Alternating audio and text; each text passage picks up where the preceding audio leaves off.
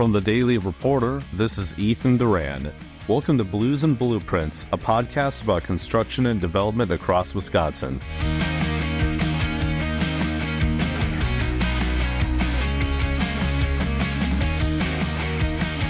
I'm here with Clifton Phelps, the Vice President of Business Development for JCP Construction. JCP Construction, based in Milwaukee, has contributed to huge projects such as the Summerfest grounds, Northwestern Mutual headquarters, and the recently completed Baird Center. How are you today, Clifton? I'm doing good, thank you. Thanks for having me. Excited. Thanks for being on. Great to hear it. So, JCP turns 15 this year, is that correct? Can you tell me a little bit about the company's history? Wow, 15 years, right? We were founded in 2008. JCP Construction was founded in 2008. It actually started from like a conversation on our parents' porch. We had this awesome idea because we were all employed by different areas. We had this awesome idea to create a company so we didn't have to work as hard as we did at our normal jobs. So that started. So we looked at. We were working on residential back then.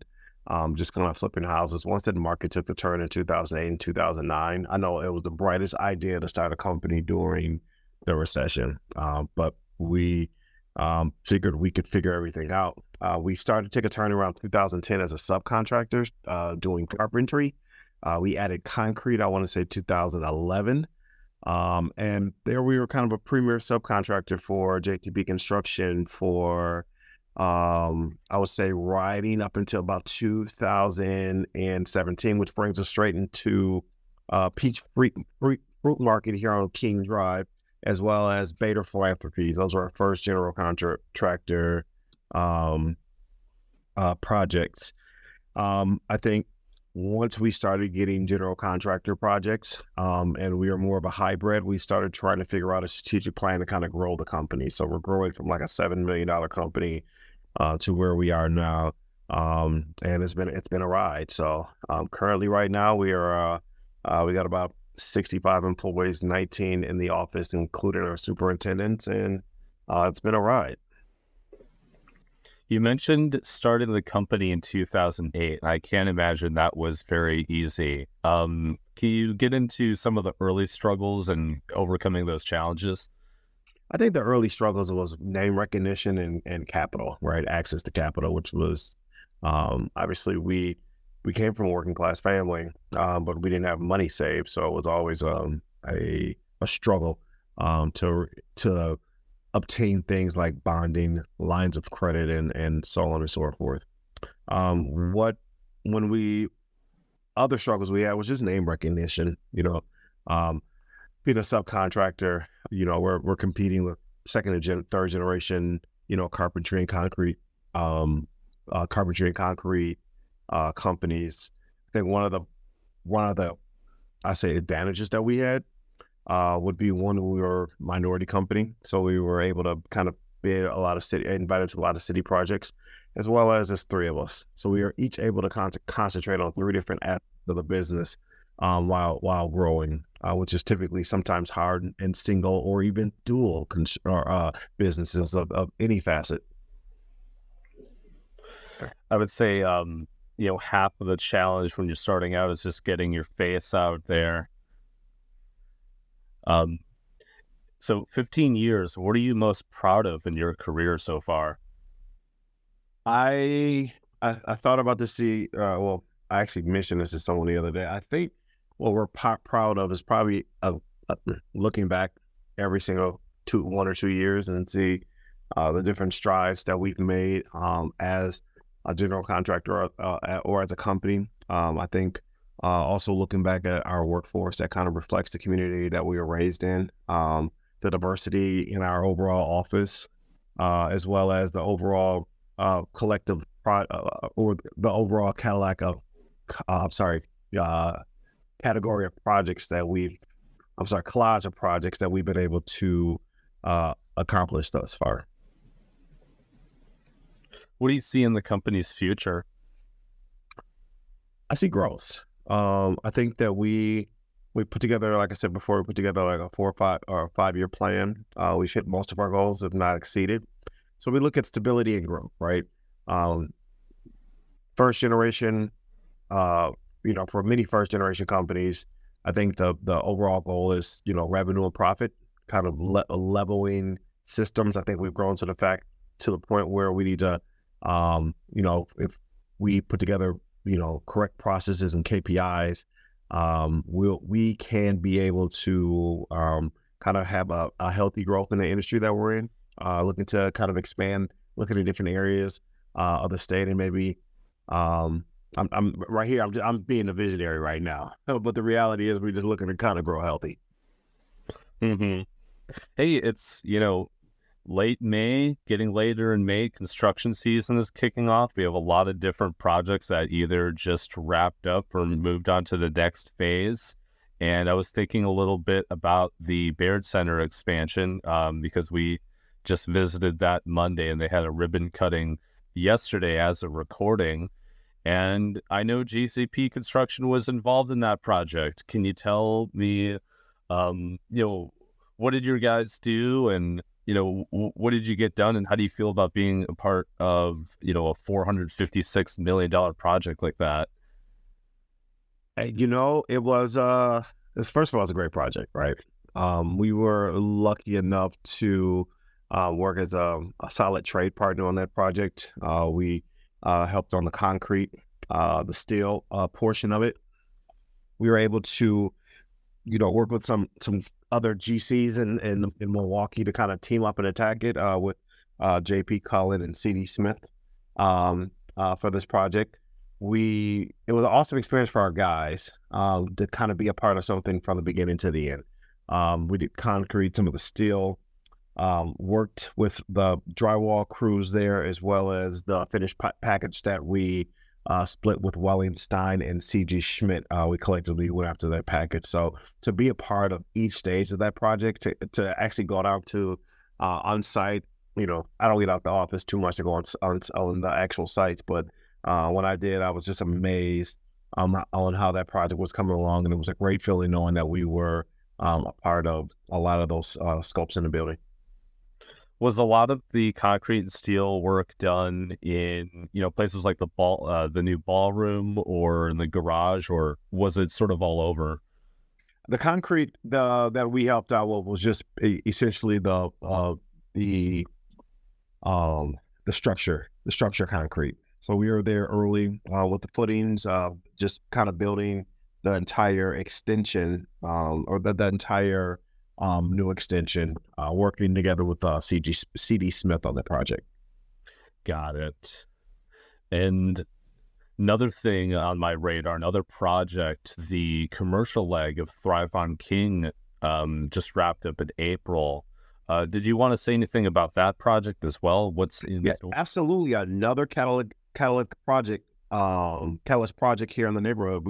We're stationed out of Hollywood Park, so it was great in Harambe. So it was great to kind of see a project 2 blocks from here that we rode past every day as a warehouse that was Coakley's warehouse before, kind of turning something meaningful for the community.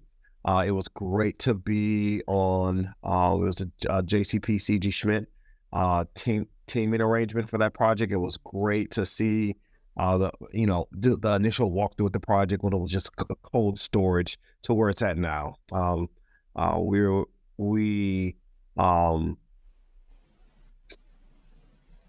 Sorry, I got a brain frog, but on that particular project, I think even in an area when you kind of expand over to across the street, cross Garfield to Howard Fuller, it's really transformed that area.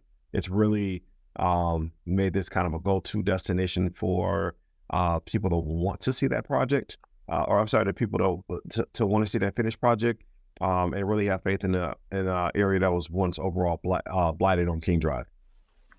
That's exciting, and I could see like a similar story for the rest of the city with either adaptive reuse or new buildings entirely coming up in place of old industry or department stores that have been long gone. But I digress. Let's keep jumping around. When I was driving to the Baird Center Monday, I remember going past the Myron site for the new Frank Productions or Live Nation venue, and I was wondering, what's going on over there. I know the trailers are out, all the vehicles are out, everything looks, poised and ready to get started. Absolutely. It's a project we've been waiting on.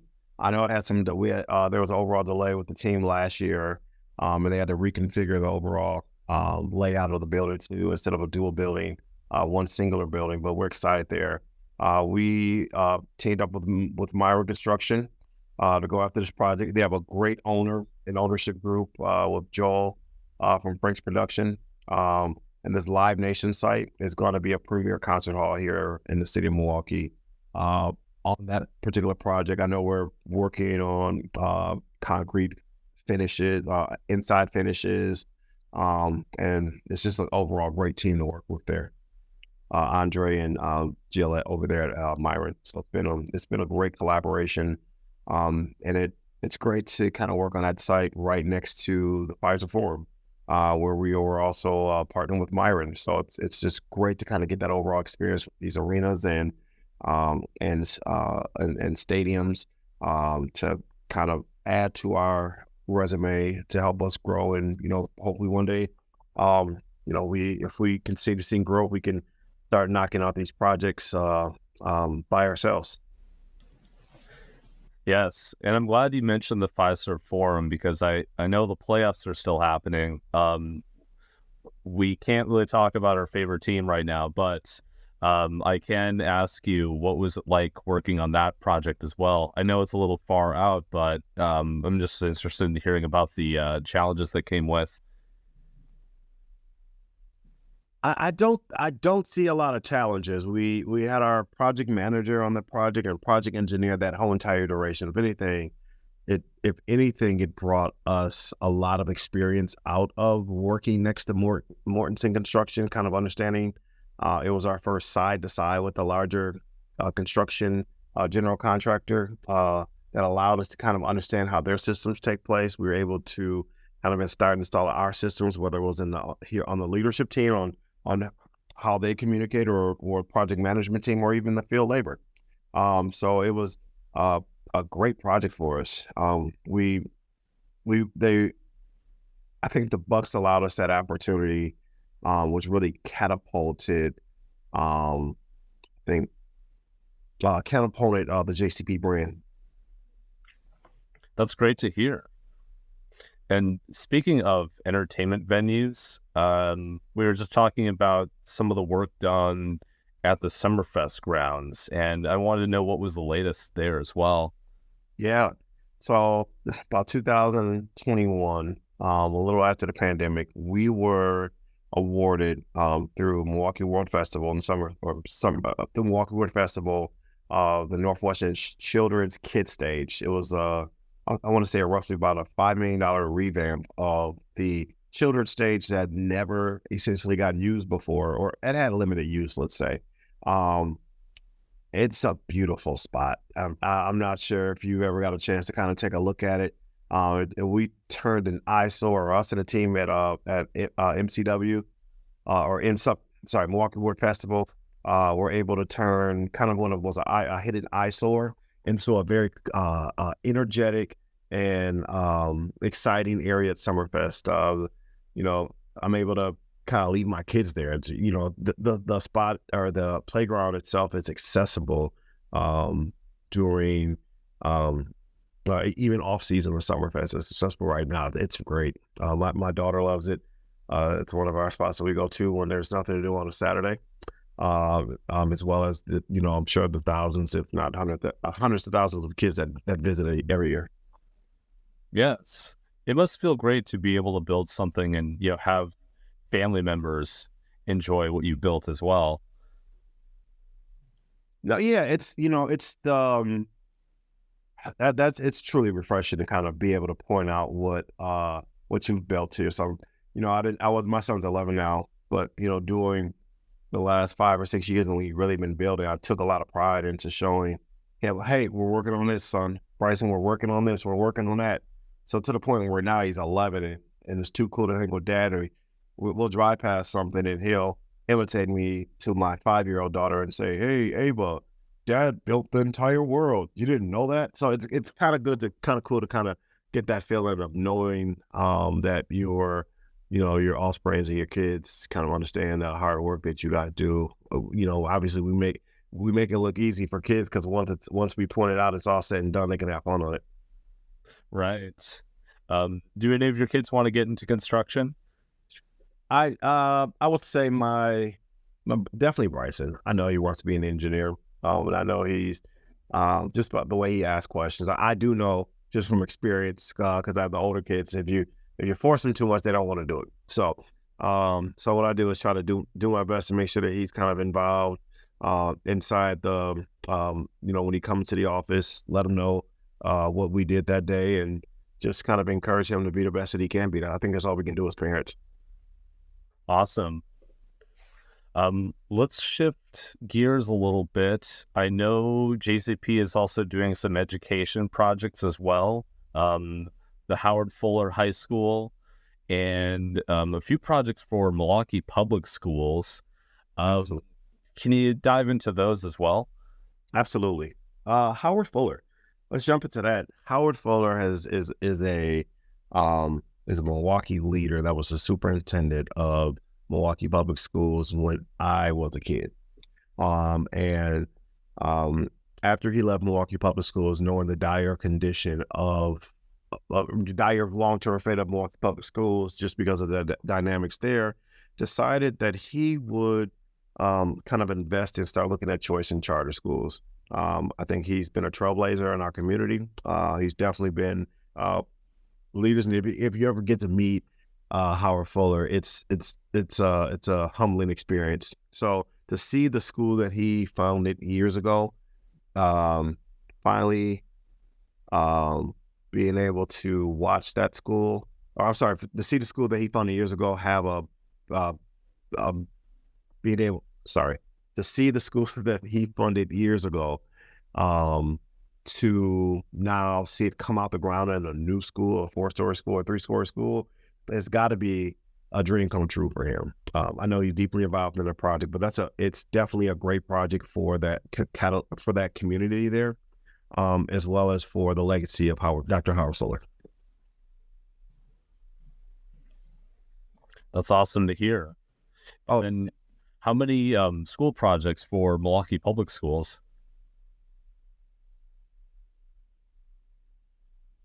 Yes, the ESSER 2 and 3 projects. Currently, we're on ESSER 3. I think last summer we completed 9 schools or 6 schools 9 schools last year. This summer, we are completing 12 schools and 2 stadiums. So it's going to be a busy summer. Obviously, all this work has to be done by the end of the school year. So when we talk about completely packed summers, this is one of them. All right. Yeah, that's awesome to hear. Well, that's all the questions I had for you, Clifton.